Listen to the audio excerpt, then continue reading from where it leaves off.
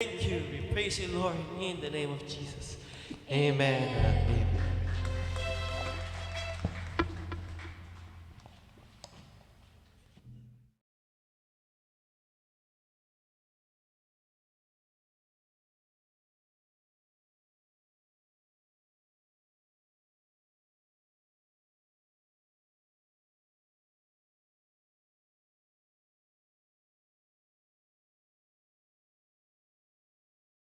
Isa? Morning po, yan. So, talaga namang English speaking kayo eh, no? Magandang umaga po sa bawat isa.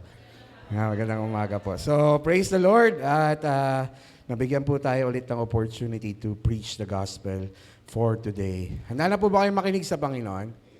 Amen. So, let's have yung ating pong word for today. So, ang theme po natin for this month ay Transforming Love. Okay po, sabihin mo natin Transforming Love.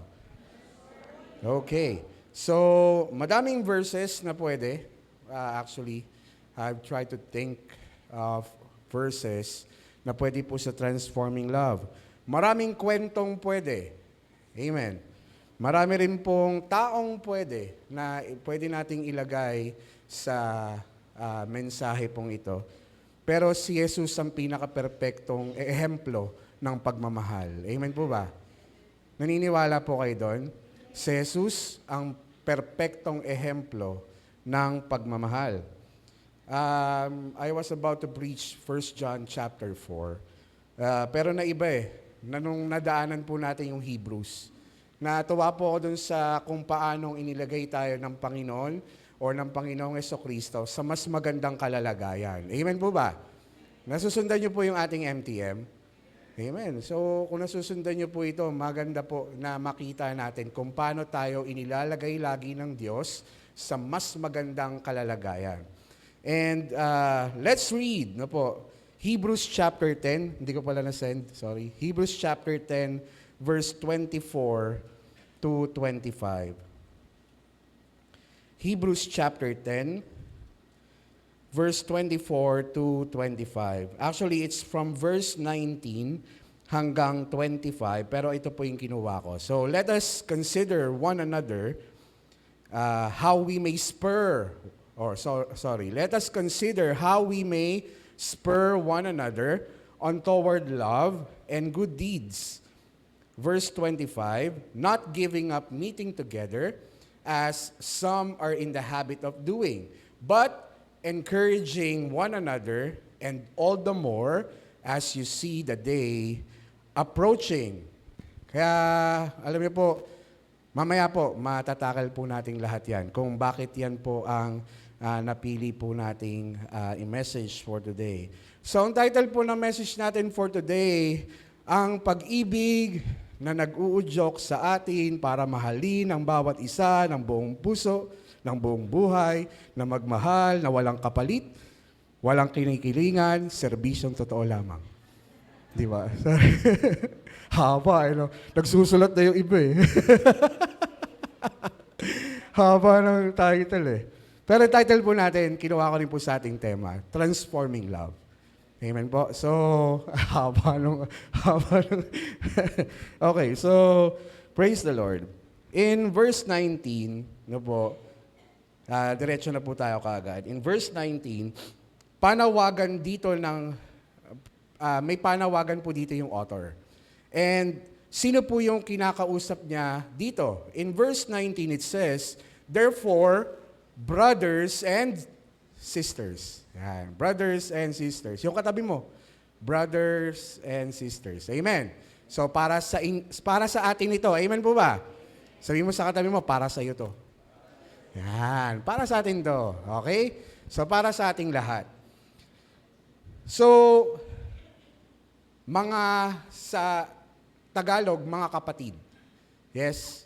Mga kapatiran po natin ang lahat ng kasama po natin dito. And sinabi po doon, malaya na daw tayong pumasok saan? Pakilagay nga sa Tagalog, sa ESND, Sab. Saan daw tayo pwede makapasok? The most holy place, sa dakong banalan. Amen. So, sa pamamagitan ni ano? Ng dugo ni Kristo. Huwag niyo po kakalimutan yung dugo ni Kristo, mahalaga po yun. Dahil sa dugo ni Kristo. Ang nakalagay po doon, we are now confident. Amen po ba? We are now confident to enter the most holy place. Kung merong confidence, meron ding fear. Tama? Kabaliktaran po nun. Confidence, may fear, may trembling. Mamaya po, I'll say or I'll tell you kung bakit ko po nakuha po yan. Entering the most holy place is what we call Yom Kippur. Sabihin po natin, Yom Kippur. Yom Kippur is Day of Atonement. Okay? Sabihin mo natin, Day of Atonement. Okay. Yung pong mga nabasa natin, or kung kayo po ay nakakasunod sa ating MTM, yung mga naunang verses po dyan, it is talking about the Yom Kippur or Day of Atonement. Or sa Tagalog, araw ng pagtubos ng kasalanan. Amen po ba? Amen. So mamaya po, makikita po natin yan. Ang Yom Kippur or Day of Atonement, makikita po natin yan sa Leviticus chapter 23, verse 26 to 32. Sige, punta tayo sa Leviticus 23, verse 26 to 32. Tignan niyo po ito. Maganda po na makita natin. Okay? Kung paano tayong nilagay sa mas magandang kalalagayan sa pamamagitan ni Kristo. Leviticus chapter 23, verse 26 to 32. Yan. The Lord said to Moses, ano yung sinabi niya sa 27? The 10th day of the 7th month is the day of atonement. Yom Kippur po yan. So, hold a sacred assembly and, ano daw? Deny yourselves and present a food offering to the Lord. Pwede ba sa Tagalog na lang para mas maintindihan natin lahat? Simulan ulit natin sa verse 26. Okay. 23 verse 26 sa Tagalog. Okay, 26, ang ikasampung araw ng ikapitong buwan ding iyon ay araw ng pagtubos. Sa ibang salin po, pagtubos ng kasalanan. Sa magandang balita, Biblia. Huwag kayong magtatrabaho sa araw na iyon, kundi magtipon kayo saan daw? Sa pagsamba sa Panginoon na may pag-aayuno at pag-aalay ng handog sa pamamagitan ng apoy. Sapagkat sa araw na iyon, gagawin ang seremonya ng pagtubos sa inyong mga kasalanan sa Panginoon na iyong Diyos. Next verse. Verse 27.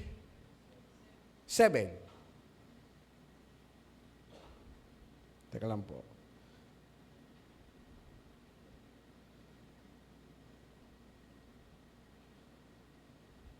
Leviticus, para hindi ako mawala. Sinabi po dyan, verse 29 na ba yan? Okay. Magkakasama na, okay. So, 29, ang hindi mag-aayuno sa araw na iyon ay, ano daw? Ang ayaw mag-aruno sa araw na iyon ay wag na ninyong ituring na, wow! Saklap, no? Yung pala yung Day of Atonement, that's a law. Amen po ba? That's the law that they are required to do. Kailangan nilang gawin.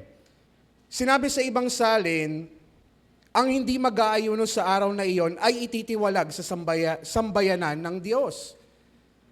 Verse 30, ito pa mas malala. Verse 30, pupuksain ko sa harapan ng madla ang sinumang magtrabaho. Yom Kippur, Day of Atonement. Okay? Verse 31, kaya huwag kayong magtatrabaho sa araw na iyon, ito ay batas na dapat ninyong sundin sa habang panahon saan man kayo naroroon. Okay, ilagay natin yung sarili natin ngayon. If we are still doing the Day of Atonement, tatanungin ko po kayo ngayon, if we are still doing the Day of Atonement, Masaya po ba? Ititiwalag ka? Parurusahan ka sa harapan ng madla? Nasa magandang kalalagayan po tayo sa pamamagitan ng ano? Ng dugo ni Kristo. Amen po ba? Amen? Praise the Lord. Ang galing, no? Ito yung law na kailangan nilang gawin, pero dahil si Jesus Christ ay namatay at yung kanyang dugo ay tumigis sa krus ng Kalbaryo, hindi na natin kailangan gawin. Amen po ba? Amen po? Parang di kayo masaya eh. If we are in a situation just like yung mga Jews na kailangan pa ring sumunod sa Day of Atonement, na kailangan gawin ang mga bagay na ito, ang hirap nun. There's fear. Bakit po? Baka mamaya, ito na pala yung last mo. Tama ba? Ito na pala yung last mo na pupunta ka doon. Kasi po, ito ay ginagawa ng mga high priest. Amen po ba? Ang mga high priest, sila po yung pumapasok sa Holy of Holies, which is the most holy place. Entering the most holy place. But in Jesus Christ, we have the confidence. Amen po ba? Balik tayo sa Hebrews. Chapter 10, verse 19. Therefore, ayan, chapter 10, verse 19 ng Tagalog. Mga kapatid, yamang may kalayaan ngang makapasok sa dakong banal sa pamamagitan ng dugo nino ni Jesus. Amen po? Praise the Lord. We can enter His presence directly. Amen po ba? Nakakatawa po ba yan? Gusto niyo po ba ng Day of Atonement? Ang mga Hudyo lang po ang gumagawa po nun. Tayo po yung mga hentil, hindi po natin gagawin yon. Amen po ba? At kung gagawin pa natin yon, parang ipapako natin ulit si Jesus Christ. Amen po ba? Yung law na meron po dati ay tinanggal na ng Panginoon para tayo ay merong mas magandang kalalagayan to enter His presence. Amen po? Ayaw nyo pa rin maniwala? Sige, okay lang po. Ano po natin? Ibabalangkas po natin yan. Okay, so pinakita po dyan na kailangang mag-ayuno, kailangan sumamba, kailangan or bawal magtrabaho. Tapos kapag hindi ka nag-ayuno, ititiwalag ka sa bayan, no? Pagka hindi mo ginawa ito, parurusahan ka sa harapan ng madla.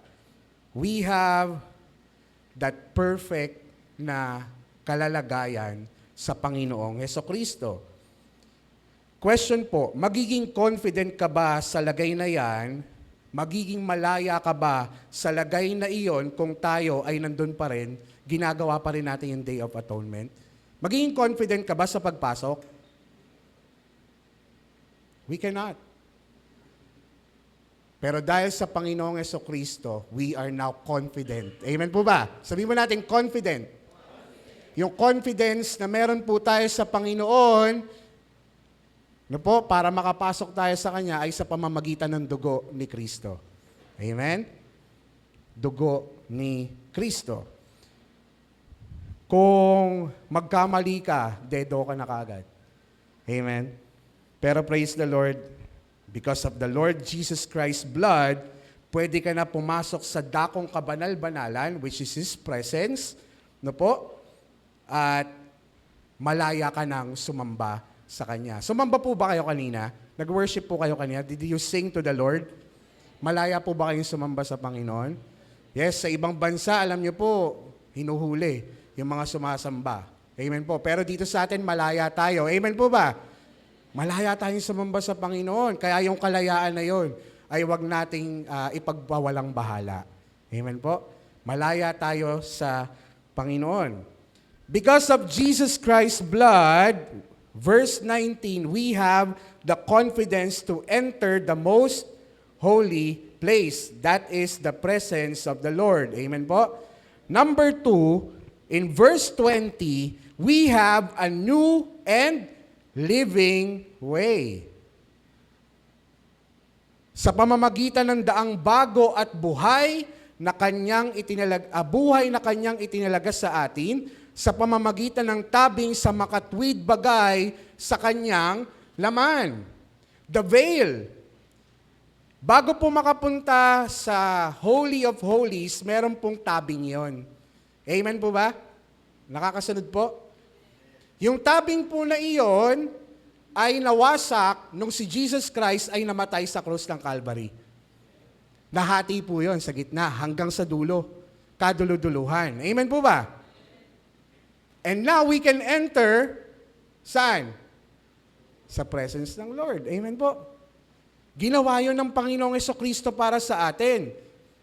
We cannot go there directly. Ang mga high priest dati, they cannot go there directly hanggat walang dugo.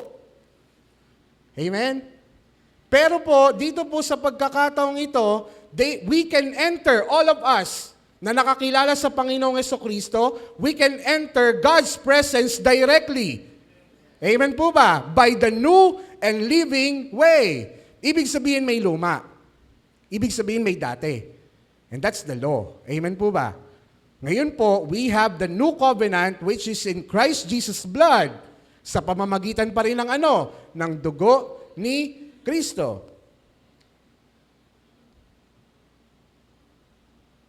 In Matthew 27 verse 51, pinakita po iyan dyan.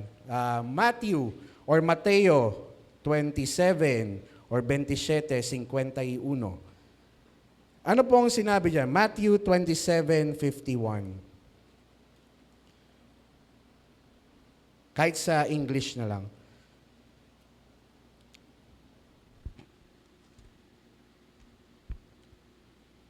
Matthew 27:51.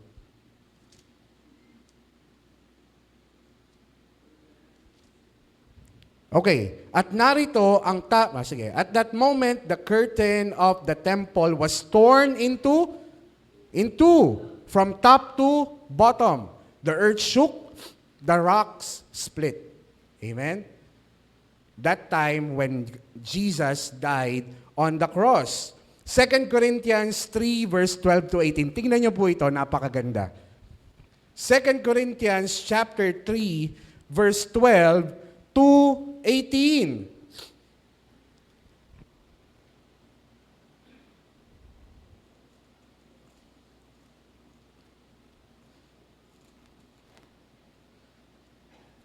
Therefore, since we have such hope, we are very bold.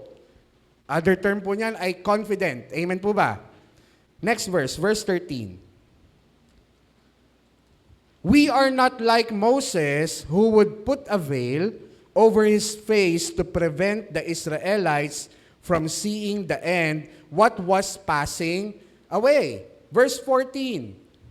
But their minds were made dull, for to this day, the same veil remains when the old covenant is read.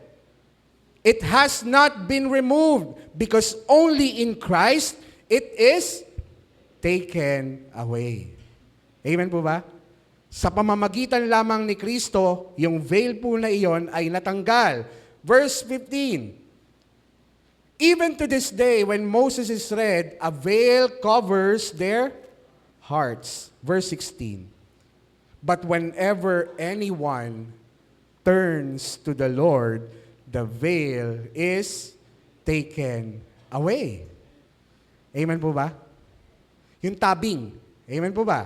The veil is taken away. But whenever anyone turns to the Lord, the veil is taken away. Tingnan niyo po itong kalalagayan natin. Next verse, verse 17. Now, the Lord is the Spirit, and where the Spirit of the Lord is, there is freedom. May kalayaan. Sabi mo sa katabi mo, malaya ka na. Yes.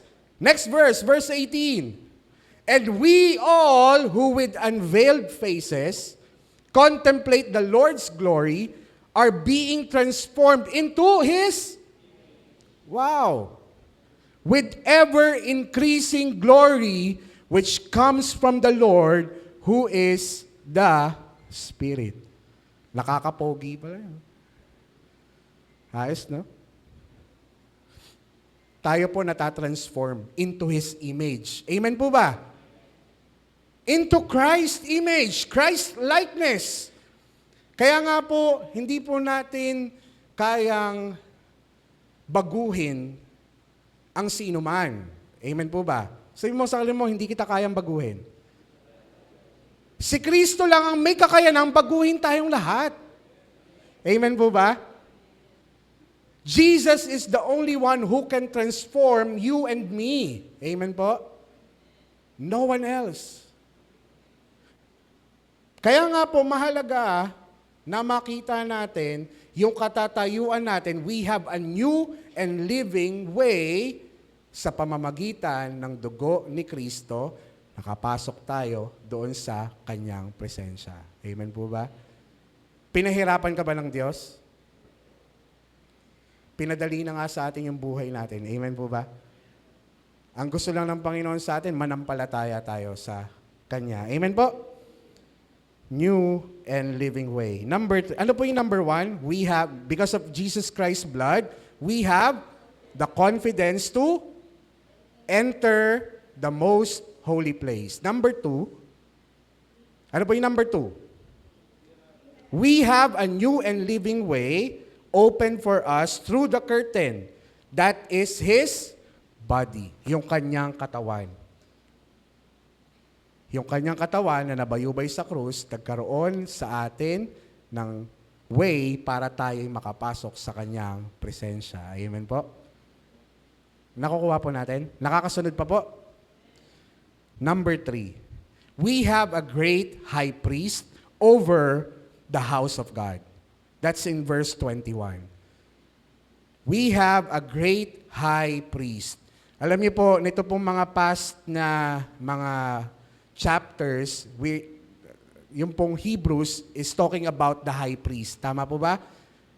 Kaya nga po makita po natin yung katatayuan ni Jesus Christ kung paano niya inilagay tayo sa magandang kalalagayan. Sa chapter 9, nung panahon nila Moses, ang ginagawa ng mga pare ay pumapasok sila sa holy place. Mga pari lang po ito sa holy place. Nandun po yung tawag dito, table of shewbread, yung pong lampstand, yung pong yung incense, no po? At ginagawa nila to araw-araw. Ulitin ko po ginagawa nila ito araw-araw. Ngayon po, every year, annually, ginagawa yung Day of Atonement. Yung pagtubos ng kasalanan. At hindi pwedeng makapasok yung mga high priest na po yung pong sa holy place, yung po yung mga priest lang. Ang makakapasok lang sa Holy of Holies ay mga high priest. Okay. Ngayon po, yung mga high priest na iyon, kailangan nila ng dugo ng hayop para i-sacrifice. Amen po ba? Kasi po, lalagay po yun sa Ark of the Covenant. Tama po? At doon po sa Ark of the Covenant, nakalagay po doon yung kasalanan ng mga Israelita. Ano po yung mga nandun? Staff? Ano pa po? Yung tablet na nahati? Ano pa po? Last one. Yung jar of manna. It talks about all the sins of Israel. Amen po? At yun ang nakikita. Pero kapag ka na-sprinkle na yung blood, ano yung nakikita? Yung blood na. Amen po ba? Nung pong mga pare o high priest, dinadala po yun sa Holy of Holies para sa kasalanan ng high priest at kasalanan ng mga tao. And they are doing it once a year. Amen po ba? Once a year. Pero si Jesus Christ, nung namatay para sa atin, He did it on the cross and He did it once and for all. Amen po? Amen. Jesus Christ, namatay siya once and for all. Yung mga high priest, they are doing it once a year. Si Jesus Christ, tinapos niya lahat. Amen po ba? Para sa kalalagayan mo. Magandang kalalagayan, magandang posisyon na meron ka. Amen po ba? Amen? Nakakasunod pa po? Amen. I pray na makasunod po tayo. Ngayon po, pinakita dito na si Jesus Christ, yung kanyang blood, ay tumigis sa krus ng Calvary once and for all. Hebrews chapter 9, verse 11 to 12. But when Christ came as high priest of the good things that are now already here, he went through the greater and more perfect tabernacle that is not made with human hands, that is to say, is not a part of this creation.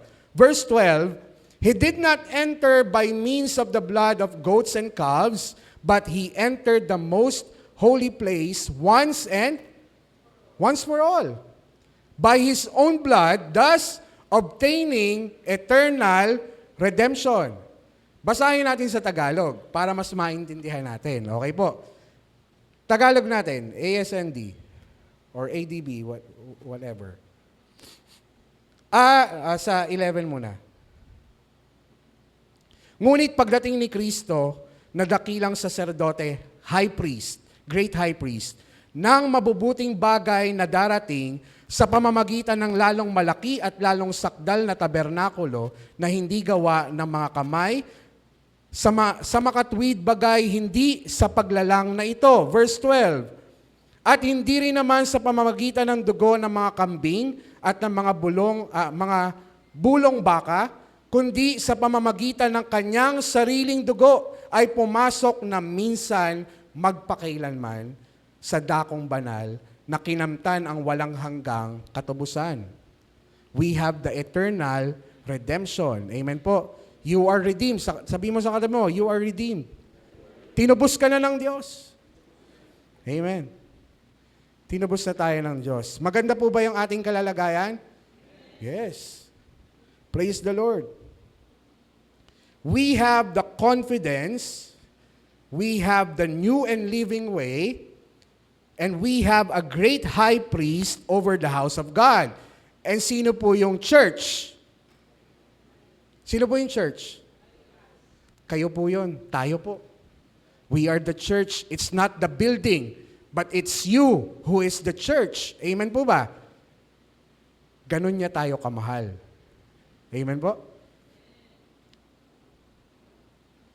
Pinakita ng dahil sa Panginoong Jesucristo, we can enter His presence directly. We can have a fellowship with Him. Amen po. Directly. Amen po ba? With unveiled faces na tinatransform ng Panginoon araw-araw. Gusto niyo po matransform tayo? Amen. Read the Word of God. Sabi mo sa katabi mo, read the Word of God. We all need the Word of God. Kailangan natin ang salita ng Diyos. So ano po yung magiging response natin kung meron po tayong confidence, meron tayong new and living way, meron din po tayong high priest na si Jesus Christ. Number 1, verse 22 sa Tagalog, lumapit tayo sa Diyos. Lumapit tayo sa Diyos ng may pusong tapat at matibay na pananampalataya sa Kanya. Ng ano na yan? Chapter 10. Lumapit tayo sa Diyos ng may pusong tapat at matibay na pananampalataya. Kanino? Kanino po? Sa Kanya. Amen po ba? We have that confidence. We have a new and living way. We have a high priest over the house of God. Ang response natin, let us go to the presence of God. Ang sabi po dyan sa English ng Hebrews chapter 10,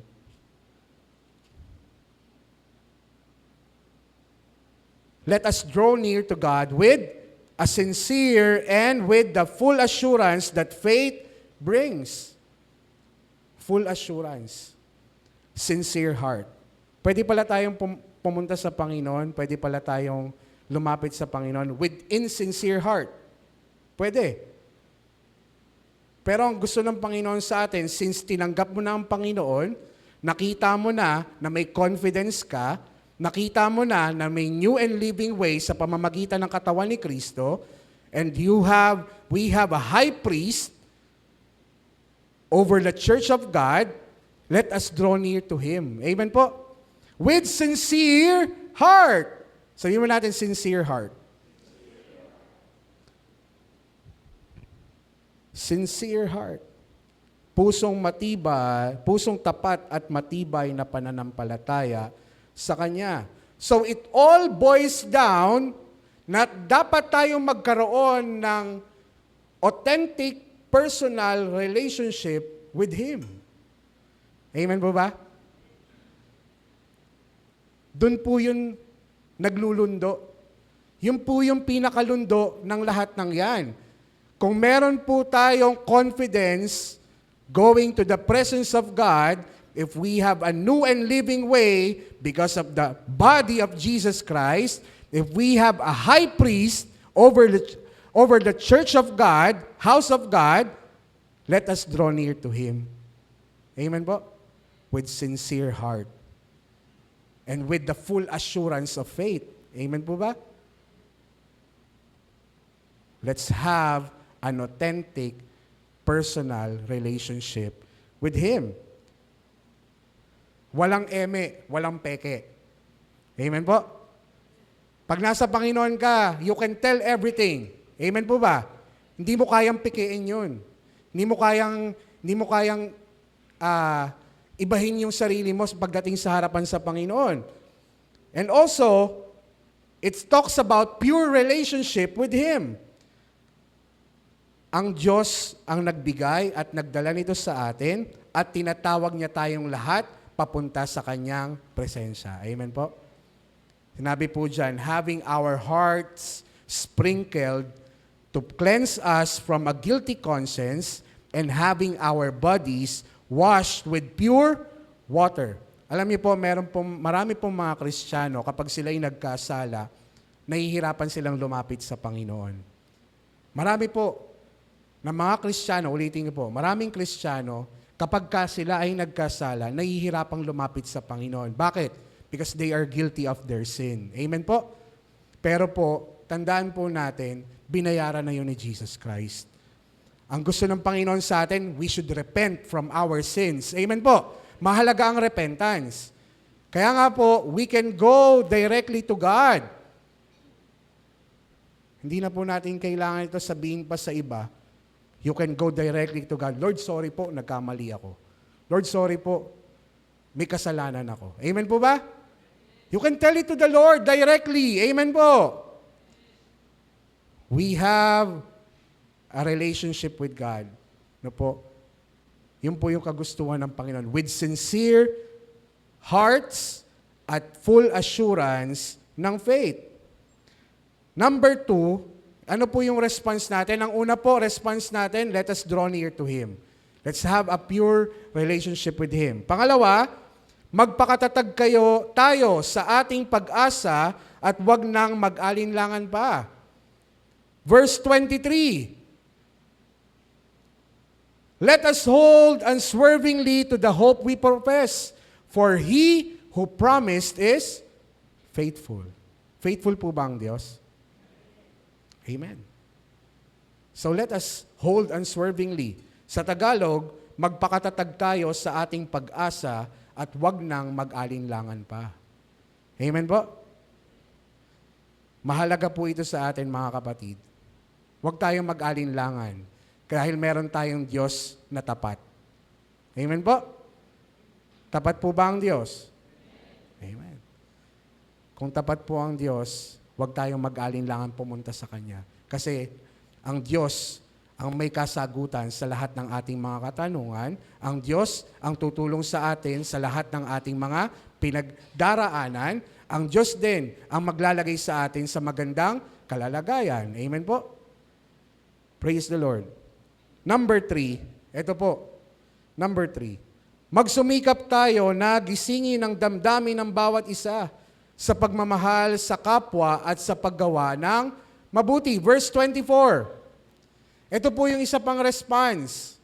No po, kapag nakita mo na meron kang confidence to go to the presence of God, Meron tayong new and living way, meron din tayong high priest, no po, na talagang siya po yung nagtatatag sa church ng Lord, no po?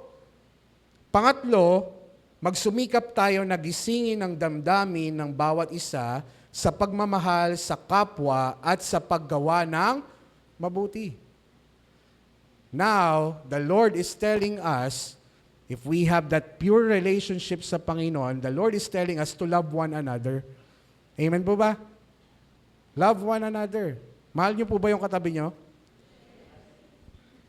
Since we are brothers and sisters in Christ, magmahalan po tayo. Amen po ba? Magkaintindihan po tayo. Amen po. Magkaroon po tayo lagi ng pagkakaintindihan. If we have anything na hindi pagkakasunduan, magkaroon tayo ng pagkakaintindihan. Amen po? We should love one another. Ang sinabi po dito, spur.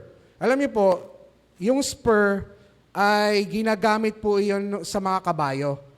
Yung po meron dito po sa yung mga cowboy, meron po silang parang, anong tawag dito? Merong something dito na maliit. Tapos yun po yung pinanggaganon sa kabayo para tumakbo.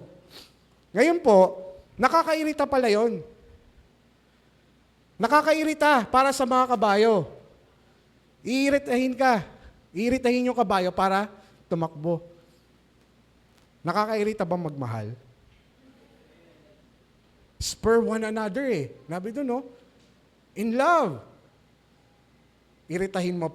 Sa King James Version, provoke. And provoke is a negative word. Tama po ba? Yan, no? And let us consider one another to provoke unto love. Provoke is a negative word. However, sa Panginoon, yan po ay nagiging maganda. Pinoprovoke pala natin ang bawat isa na magmahalan tayo. Amen po ba? Iiritahin natin yung bawat isa. Mahalin mo naman ako. No. Love one another. Amen po. Love one another. Mahalaga po yan.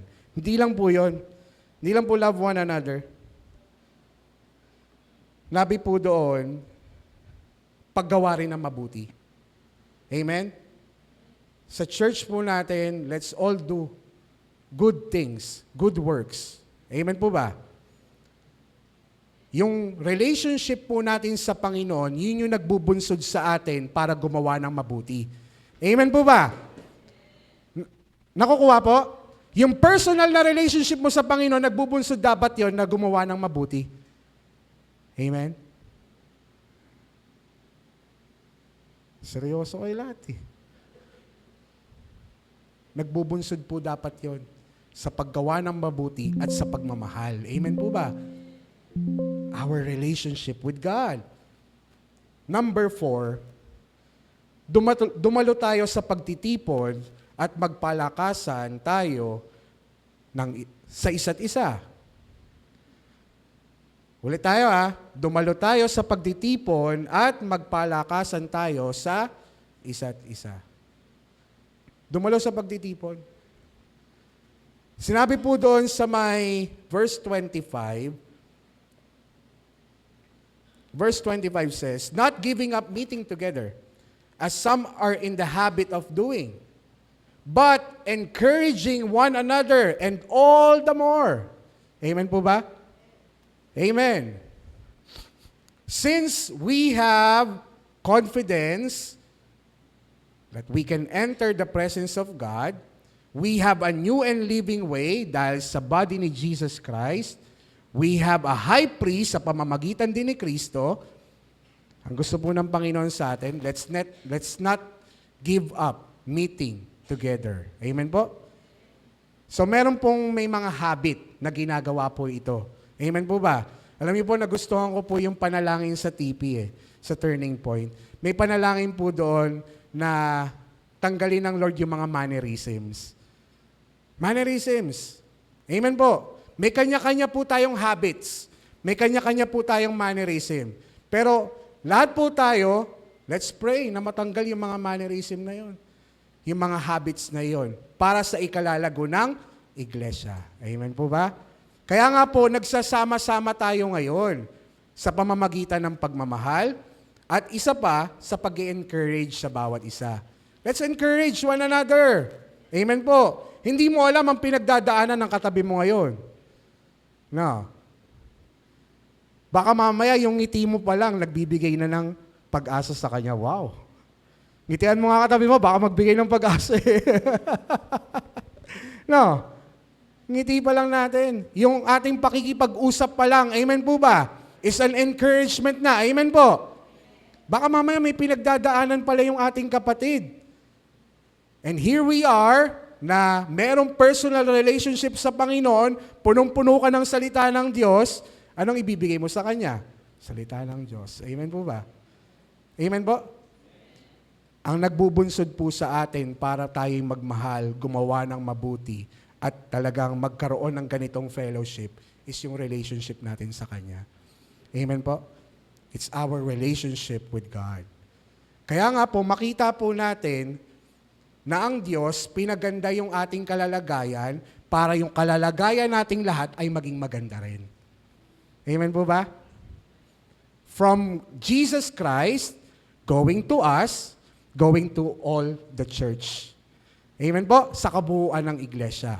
Amen po ba? Let us not give up meeting one another and let's encourage one another all the more as the day is approaching. Malapit na pong dumating ang Panginoon. Kaya nga po, let's all be excited. Kahit na tayo excited, let's not give up meeting together. Magpalakasan tayo sa bawat isa. Ano po?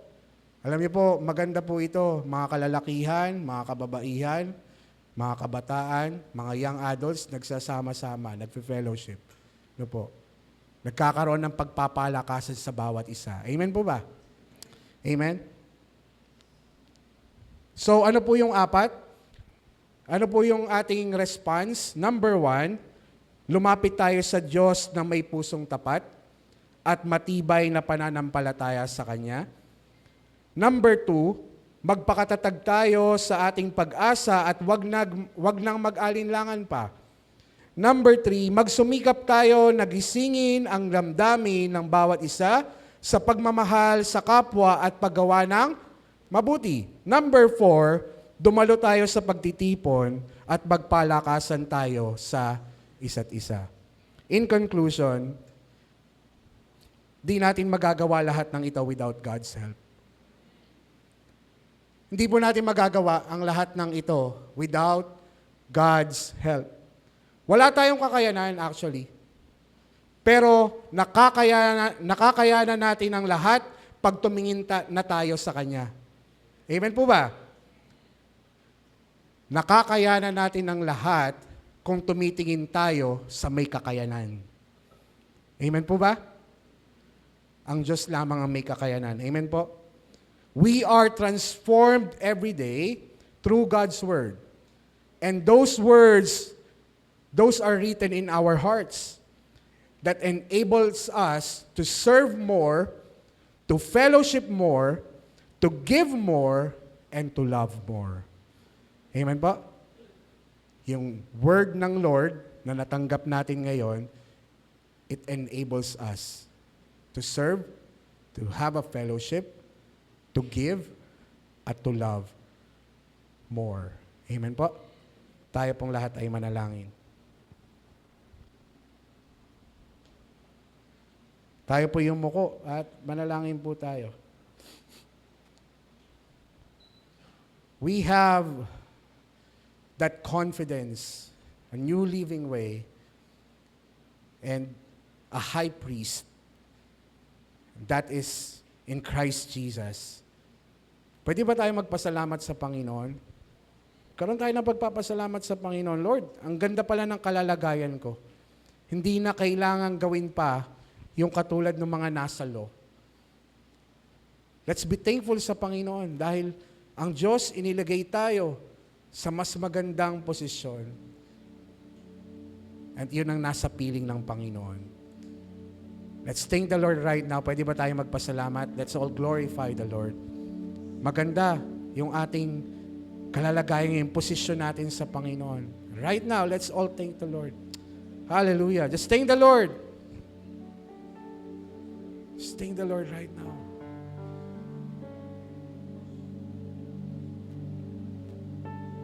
Ang ganda tignan na nakita natin. Ang ganda ng inilagay sa atin ng Panginoon. Sa Day of Atonement, parurusahan pa sila. Sila ay ititiwalag pa. But in this moment, right here, right now, once you accepted Jesus Christ as your Lord and Savior, maganda na yung kalalagayan mo, kapatid. We have that confidence in the Lord. We can go to the Lord. We can pray to the Lord. Actually, you can tell the Lord kung anong nararamdaman mo. Napapagod ka na? Meron kang hurts, pains? You can tell it to the Lord directly because in the presence of God, there's rest. Pwede kang magpahinga sa Panginoon. Ang kagustuhan ng Panginoon sa atin, pumunta tayo sa Kanya. Let us draw near to Him. It's a response. Yun po yung magiging response natin, mga kapatid. Let us draw near to God right now. Let's draw near to God. Hallelujah.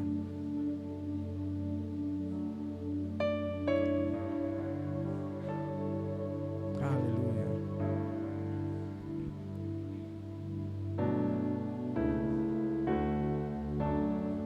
There's a new and living way. Nabi sa 2 Corinthians 5:17, if anyone is in Christ, he is a new creation. The old is gone, the new has come. May bago sa Panginoong Jesucristo. Amen po ba? Sabi ko nga po, wala tayong kakayanan. Pero ang Diyos may kakayanan para baguhin, i-transform tayo. Magkaroon tayo ng transforming love. Binabago at binabago at binabago araw-araw. Hallelujah. Praise the Lord. Tayo po ay manalangin. Let's pray. Heavenly Father, we thank you. Salamat po, Panginoon, dahil po ikaw ang Diyos na naglagay sa amin sa mas magandang katatayuan. Lord, salamat din po dahil ikaw ang Diyos na nagbigay sa amin ng confidence, Lord God, that we can go to you directly, to your presence, Panginoon. Lord, thank you rin po, Panginoon, dahil po we have a new and living way. Lord God, nung tabing, Panginoon, which is your body, Lord God, ay nabayubay sa krus ng Kalbaryo para po sa aming lahat, para makapunta kami sa presensya mo. Lord, thank you rin po because you are our high priest na dinala kami, Panginoon, sa redemption, Lord God. We are all redeemed because of you. Kaya nga po, Lord God, nagpapasalamat kami sa iyo, Panginoon. Lord, ito pong katatayuan namin ay nagbubunsod sa amin, Panginoon, na kami po, Lord God, ay pumunta sa presensya mo, na merong pag-asa, Panginoon, with sincere hearts, Lord God. Lord, even, Lord God, na ito pong amin pong relasyon sa iyo ay magdadala sa amin, Panginoon, na magmahal ng kapwa, magmahal ng aming mga kapatiran, gumawa ng mabuti, Panginoon. At patuloy po, Lord God, kahit po, Panginoon, sa pagsamba, kahit po, Lord God, dito po sa fellowship na ito, Lord, tinuturuan mo kami, Panginoon, Lord God, na huwag kaming lumiban, Panginoon, sa mga ganitong fellowship because that's what you love for us, Panginoon. Magkaroon kami ng magandang fellowship. That we encourage one another, Panginoon, through your word. That's the greatest fellowship that we have through your word. Lord, maraming salamat po. Tunay nga, Panginoon, na ikaw ang Diyos na may kakayanan, ikaw ang Diyos na nag-enable, ikaw ang Diyos na nagtatransform. Maraming salamat po. Sa inyo po ang lahat ng papuri sa pangalan ni Jesus. Amen and amen. Palakpakan po natin ang Panginoon.